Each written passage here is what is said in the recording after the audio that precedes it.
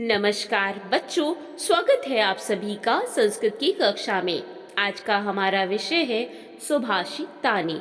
बच्चों, इस पाठ के माध्यम से ऋषि हमसे वेदों, पुराणों और उपनिषदों में लिखे कुछ सुभाषित वचनों के बारे में बताते हैं। तो आइए पढ़ते हैं। पहला श्लोक। अयम निजः परो वेत्ति गणना लघु चेतसाम उदारचरिता नाम तु वसुधैव कुटुंबकम। अर्थात यह मेरा है, यह उसका है। अयम निजः, यह मेरा है। परो वेत्ति, यह उसका है। गणना लघु चेतसाम, ऐसी सोच संकुचित चित्त वाले व्यक्तियों की होती है, अर्थात जिनकी सोच अत्यंत संकुचित होती है। उदार चरिता नाम तु वसुधैव कुटुंबकम। इसके विपरीत उदार चरित्र के जो मनुष्य होते हैं, जो लोग होते हैं, उनके लिए तो संपूर्ण पृथ्वी ही अपनी धरती के जैसी होती है। अयम निजः परो वेत्ति गणना लघु चेतसाम उदार चरिता नाम तु वसुधैव कुटुंबकम। विद्या विवादाय धनम मदाय शक्ति परेशान पीडनाय खलस्य साधो विपरीतमेतत् ज्ञानाय दानाय च रक्षणाय।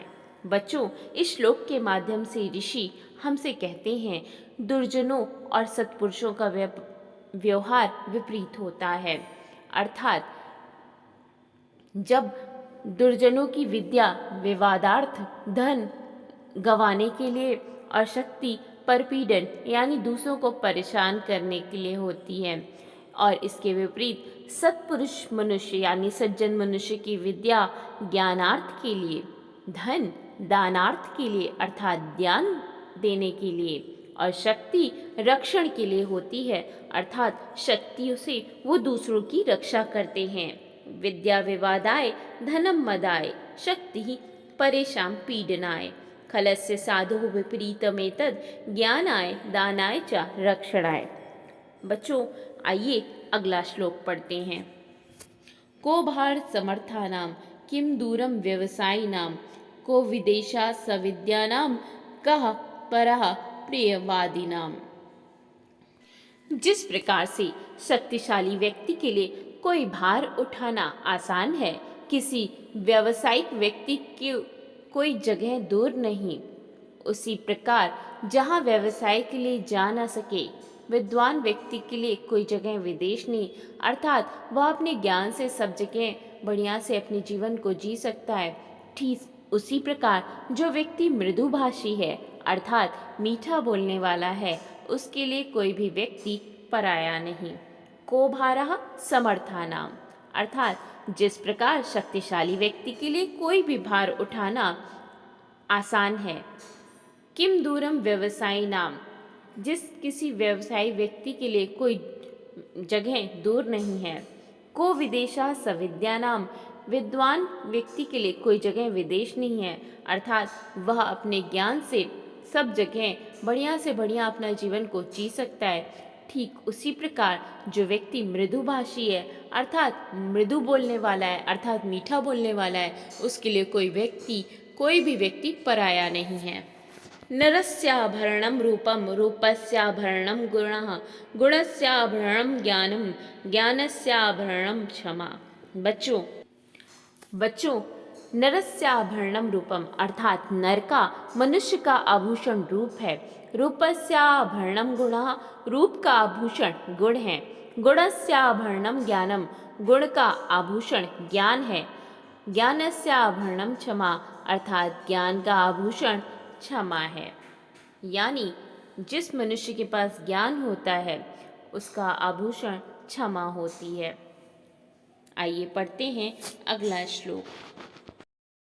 हस्तस्य भूषणं दानम सत्यम कंठस्य भूषणम श्रोतस्य भूषणम शास्त्रम व्यर्थम स्वर्णस्य भूषणम। बच्चों, इस श्लोक के माध्यम से ऋषि जो हैं वह आभूषणों की उपयोगिता बताते हैं कि स्वर्ण आभूषण व्यर्थ है। क्यों? क्योंकि हाथ का आभूषण तो दान है, जो मनुष्य दान करता है वो जग में प्रसिद्ध रहता है। सत्यम कंठस्य भूषणम, और कंठ यानी गले का आभूषण तो सत्य बोलना है। तो फिर स्वर्ण आभूषण व्यर्थ है और स्वर्ण आभूषण की क्या आवश्यकता। और उसी प्रकार श्रोत्रस्य अर्थात कान का आभूषण शास्त्रों का यानी वेदों पुराणों और उपनिषदों में कही गई बातों का श्रवण करना है, शास्त्र का श्रवण करना है। तो फिर जो स्वर्ण का आभूषण है वो व्यर्थ ही है, यानी भूषणै किम प्रयोजनम, तो फिर आभूषणों की क्या आवश्यकता। यस्य नास्ति स्वयं प्रज्ञा शास्त्रम तस्य करोति किम, लोचनाभ्यां विहीनस्य दर्पणः किम करिष्यति। बच्चों, इस श्लोक के माध्यम से ऋषि हमें प्रज्ञा यानी बुद्धि की आवश्यकता और बुद्धि की उपयोगिता का वर्णन करते हैं। जिस मनुष्य के पास स्वयं प्रज्ञा नहीं होती, जिस मनुष्य के पास स्वयं की बुद्धि नहीं होती, उस व्यक्ति का शास्त्र यानी वेद पुराण उपनिषद भी कोई भला नहीं कर सकते।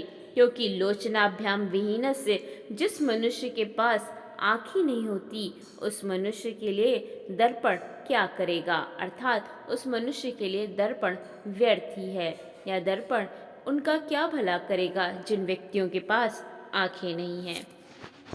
आइए एक नज़र डालते हैं पाठ में आए क्लिष्ट शब्दों के अर्थों पर।